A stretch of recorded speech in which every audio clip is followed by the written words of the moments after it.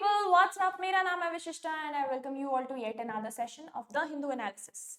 आज हम डिस्कस करने वाले हैं 6th of June का newspaper and without any further delay शुरू करते हैं। सबसे पहली मेन इंपॉर्टेंट न्यूज़ ही है आरसीबी की जो टीम आईपीएल जीती थी उसके बाद there was going to happen a huge celebration जिसमें पूरा एक टूर कैरी आउट करने वाले थे, बट उसके पहले ही भगदड़ मच गई चिन्नास्वामी स्टेडियम के बाहर and 11 people excuse me lost their lives. 11 लोग मारे गए इस भगदड़ में। अब बात ये आ रही है कि इस भगदड़ के पीछे या स्टैम्पीड के पीछे रिस्पॉन्सिबल किसको ठहराया जाए।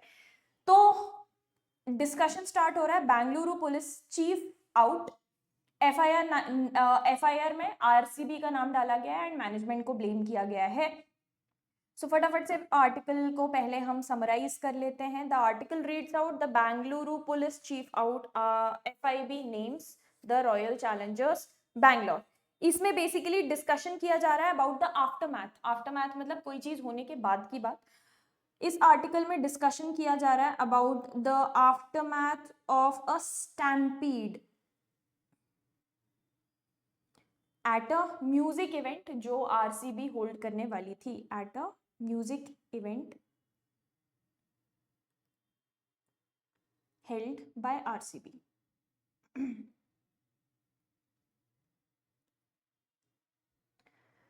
की पॉइंट्स इस आर्टिकल के क्या क्या हैं? की पॉइंट्स आर, सबसे पहले बैंगलोर के जो पुलिस कमिश्नर हैं या बेंगलुरु रादर के जो पुलिस कमिश्नर हैं मिस्टर बी दयानंद, इनका किया गया है transfer. He has been transferred.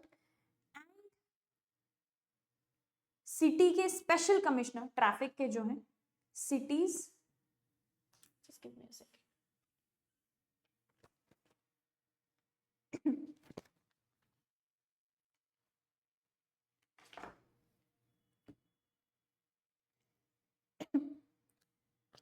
Cities special commissioner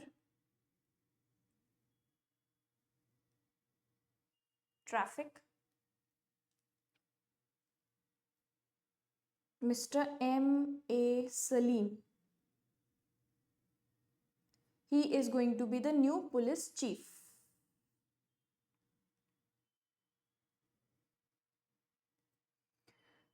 दूसरा की पॉइंट है, एक एफआईआर फाइल की गई है। FIR has been filed against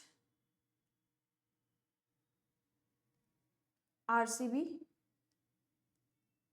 and DNA network, जो कि इस पूरे इवेंट की मैनेजमेंट फर्म थी। DNA network, the event management firm, और इनके ऊपर चार्जेस लगाए गए हैं of culpable homicide not amounting to murder.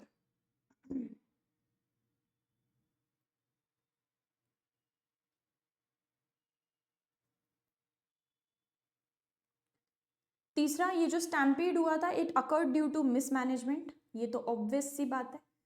The stampede occurred due to mismanagement, crowd management, extremely poor crowd management.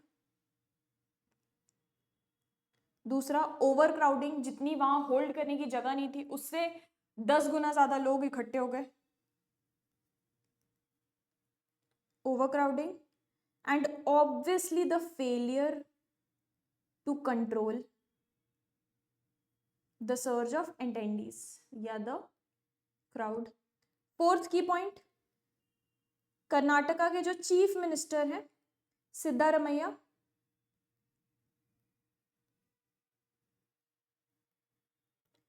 He has ordered an inquiry. इन्होंने order की है कि एक इंक्वायरी कंडक्ट की जाए एंड इन्होंने ब्लेम किया है बोथ इवेंट ऑर्गेनाइजर्स को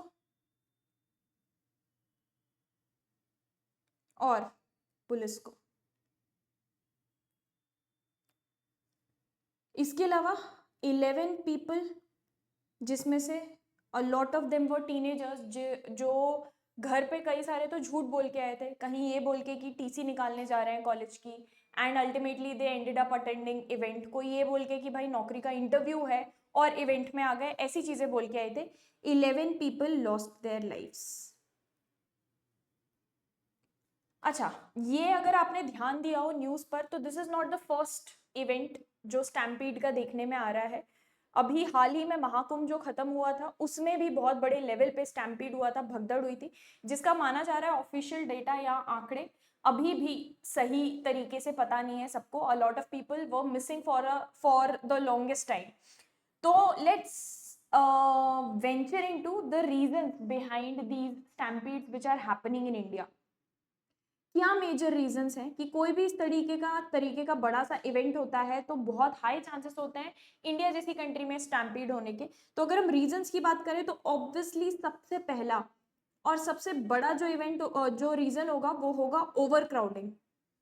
जो भी इवेंट्स ऑर्गेनाइज किए जाते हैं वो अक्सर अपनी कैपेसिटी लिमिट से एक्सीड होते हैं। जितनी कैपेसिटी मान लो अगर 1000 लोगों की है तो आराम से 5000 को भरने का ट्राई किया जाता है। स्पेशली ये तो चलो एक स्पोर्ट गैदरिंग थी, बट ज्यादातर सारे ऐसे स्टैम्पीड आपको देखने को मिलेंगे at religious gatherings, specially eight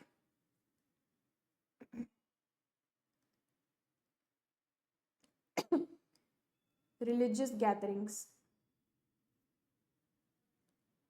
दूसरा रीजन क्या होता है ओवर क्राउडिंग के अंडर ही जो फॉल करेगा, कि जो ऑर्गेनाइजर्स होते हैं they fail to restrict access once the venue is full. मतलब आप और अंदर नहीं घुस सकते, ये एक्सेस रिस्ट्रिक्ट करना ऑर्गेनाइजर्स अक्सर ये फेल कर जाते हैं इस चीज को इम्प्लीमेंट करने में। दूसरा reason extremely poor crowd management.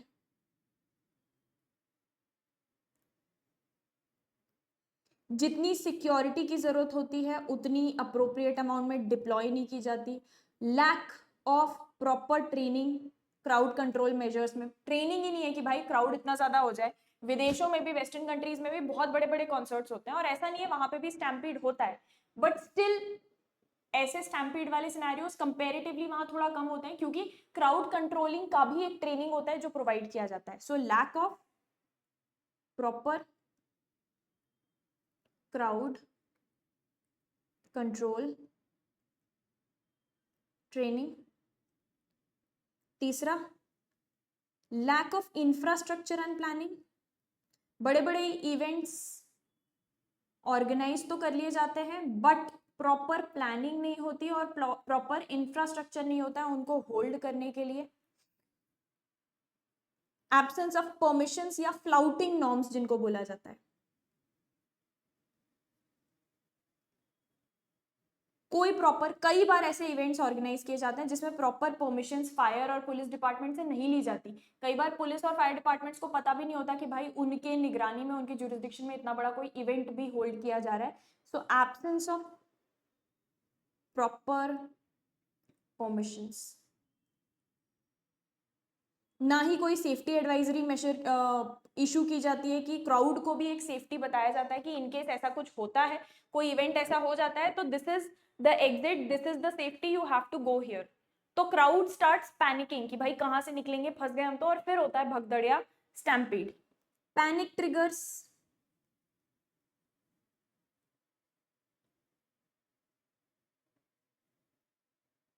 कोई भी छोटे से इंसिडेंसेस जैसे पावर कट हो गया, फॉल्स अलार्म्स हो गया, मिसकम्युनिकेशन हो गया, इससे पूरा का पूरा क्राउड में पैनिक क्रिएट होता है और यहां से ही स्टैम्पीड्स की शुरुआत होती है।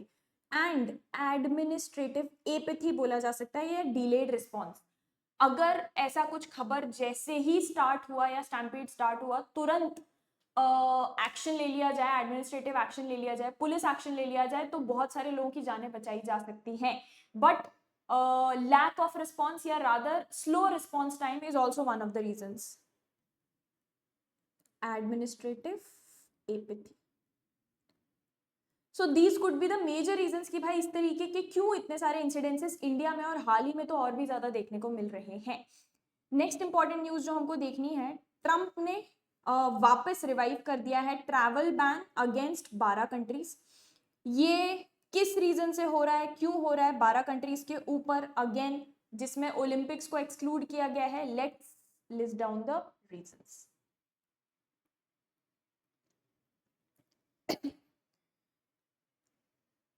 अच्छा, ये डिक्लेरेशन जो है, this declaration was part of the 2024 election campaign.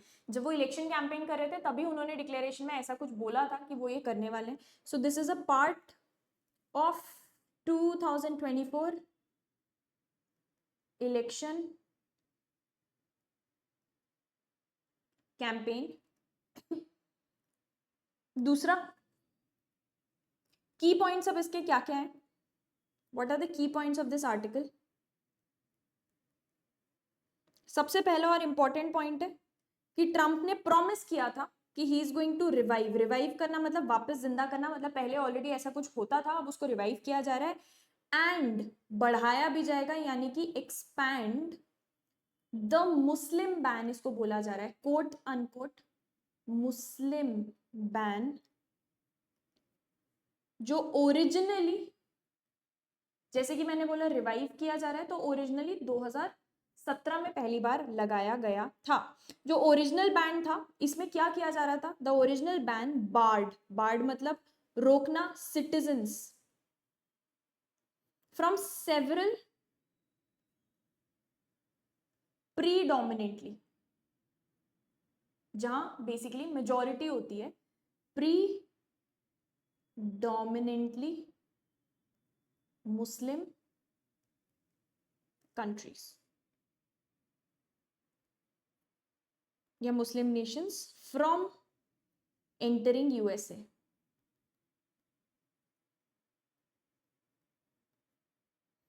और इसका रीजन दिया गया नेशनल सिक्योरिटी थ्रेट्स. ये जो पूरा आर्टिकल है ये बेसिकली बता रहा है कि जो रिवाइवल है, मतलब वापस से इस चीज को लागू किया जाना है, it is framed as part of broader anti immigration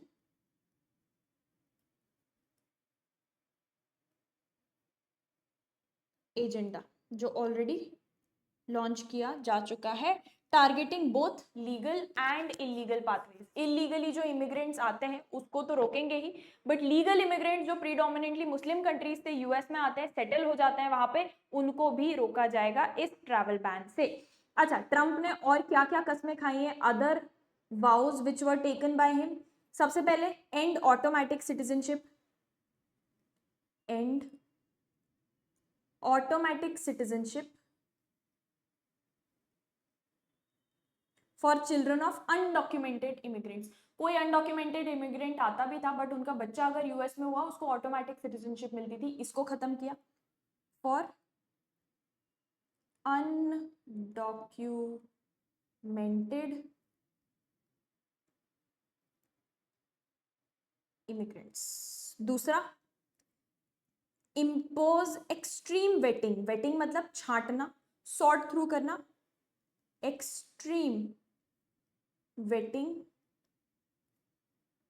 on visa applicants. तीसरा, इंट्रोड्यूस करना आइडियोलॉजिकल स्क्रीनिंग. खास तौर पे ऐसे लोग जो रैडिकल इस्लामिज्म को फॉलो करते हैं, उनको स्क्रीन आउट कर दिया जाए. तो ये आइडियोलॉजिकल स्क्रीनिंग की जाएगी. आइडियोलॉजी समझी जाएगी, भाई आपका मानना क्या है, आप किस चीज में बिलीव करते हैं. अच्छा, इसमें जो क्रिटिक्स हैं उनका ये कहना है कि दिस मूव, ये जो ट्रम्प कर रहे हैं, this is of course xenophobic, किसी एक पर्टिकुलर कम्युनिटी के अगेंस्ट डर पैदा करने वाला मूव है ये. This is unconstitutional and obviously harmful to US diplomatic ties with other countries.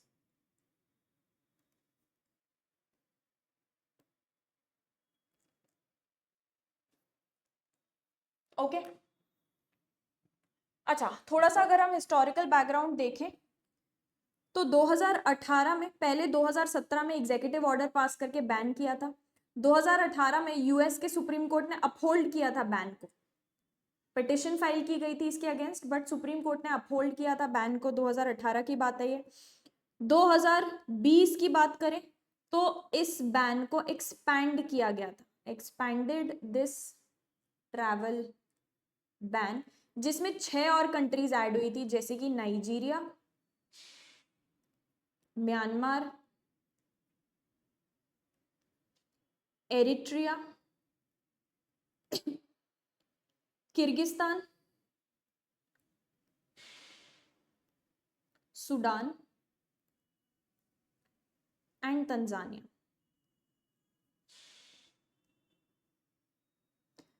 दो 2021 में बैन को रिवोक किया गया था, प्रेसिडेंट जो बाइडेन ने रिवर्स कर दिया गया था बैन को हटा दिया गया था, बैन रिवोक्ड। और किसने किया था? President Joe Biden, who is a Democrat, उनके एडमिनिस्ट्रेशन ने। इसको उन्होंने बोला डिस्क्रिमिनेटरी है भाई ये, और काउंटर प्रोडक्टिव है टू यूएस की इकोनॉमी एंड यूएस के डिप्लोमेटिक टाइज। अगेन ट्रंप ने अपने इलेक्शन कैंपेन में प्रॉमिस किया